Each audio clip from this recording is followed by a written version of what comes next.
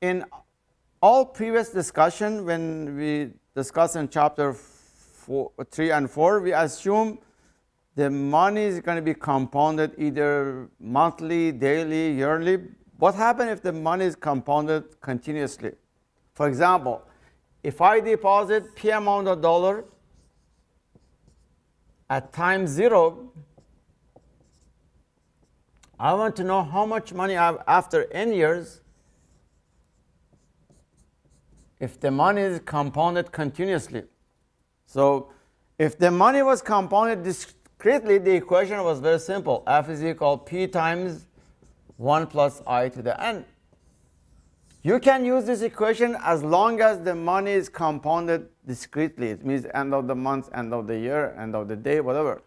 But here, in this case, what happens if the money is compounded continuously? It means your money is going to receive interest almost every millisecond. So that's why the equation that you have to use is going to be different. I'm not going to go to derivation. I'm going to provide the equation for F. So the equation is going to be this: P times e to the Rn. So this is for continuous. That's for discrete. Now, if you want to find the opposite, if you have the F, you're trying to find a P value, you just inverse this equation. Your P value is going to be equal to F times e to negative Rn. So in this case, you have the F, you're trying to find the P value. So these are two equations, which is totally different when discussed for discrete. So that means by continuous. Similarly, we're going to have equation for F given A given F, P given G. I'm going to provide all the equations so that way to see how we can use. For example, if you deposit A amount, so I'm going to show you the example. If you deposit A amount of dollar for n period, the size of those payments is A. You want to know how much money you're going to have after n period if the interest rate is paid continuously. So the equation for this one is going to be a little different than we use for discrete compounding.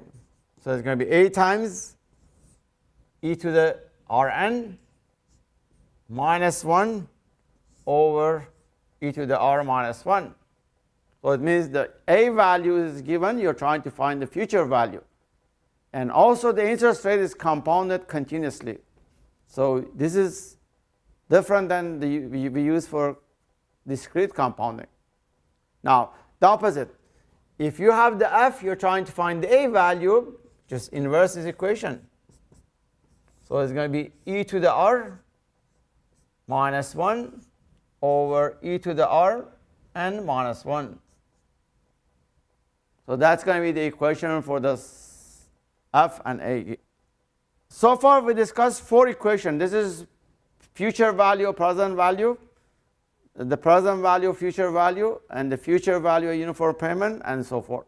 Now we're going to discuss the present value of uniform payments. So this is P value. I want to know how much if I deposit here, I can withdraw A amount of dollar for every period for the next n period. Again, the assumption here is the interest rate is compounded continuously. It's different from discrete. So the A value or the P value is going to be equal to A times 1 minus e to negative Rn over e to the R minus 1. This one, if you know the A value, or trying to find the P value. If you have the opposite, you're going to inverse this equation. A is going to be equal to P times 1 minus negative Rn over e to the R minus 1. So far we discussed 6 equations. The last one I'm going to discuss is for gradient. So I'm going to erase this and discuss for the gradient. So this is a typical conventional gradient. I want to know how much I can deposit here. At time 0, I can we're going to assume there is no withdrawal at the end of year 1. The first one is going to be G here. The next one is going to be at the end of year 3 here, going to be 2G, and the next one is going to be 3G, and so forth. And the last one is going to be N minus 1G here. I want to know the present worth of those payments. This is a uniform gradient. The equation for this is going to be huge.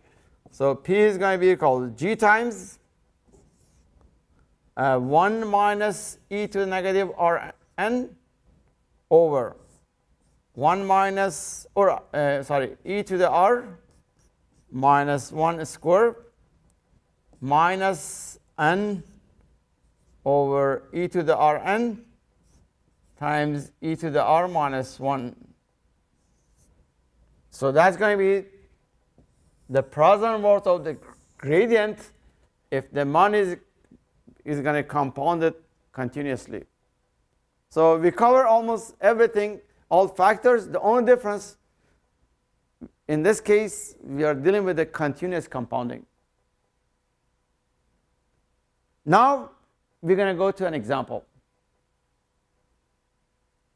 All right. So the example I'm going to do for you is example 4.5.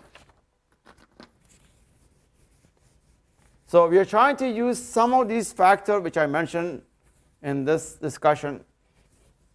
So we have we want to know how much you should deposit right now. So that's your p-value. So you can withdraw first year 1,000, and then you increase this one by 200. And you're going to continue this one for 20 years. So the second one is going to be 1,200. At the end of year 2, the next one is going to be 1,400. And you're going to continue this one for 20 periods. I'm not going to show the last one. For example, the last one is going to be how many? It's going to be 1,000 plus 20 minus 1 times 200. Now, in this example, we're going to assume the nominal interest rate is 6% per year, but it's compounded continuously. So in this case, you cannot use the equation we use for discrete or using table. You have to use the actual equation. So what I'm going to do is this. This one has two components. One is the uniform part. That's the present worth of a uniform payments. Just a few minutes ago, I mentioned that equation. I'm going to write the equation one more time. So your p-value is going to be equal to, for the uniform part, A times, I'm going to write the equation first, then I'm going to substitute. So it's going to be 1 minus e to the Rn over e to the R minus 1. That's the present worth of the uniform payment, plus the gradient. Actually, the gradient, we have the equation here. So I'm going to rewrite this equation so that way you know how we get this. 1 minus negative Rn over e to the R minus 1 square minus n over e to the Rn times e to the R minus 1. Close. So what we're going to do, we're going to substitute. The size of the A is 1,000. The size of the first payment. 1 minus e to the negative R is 6%. That's a nominal.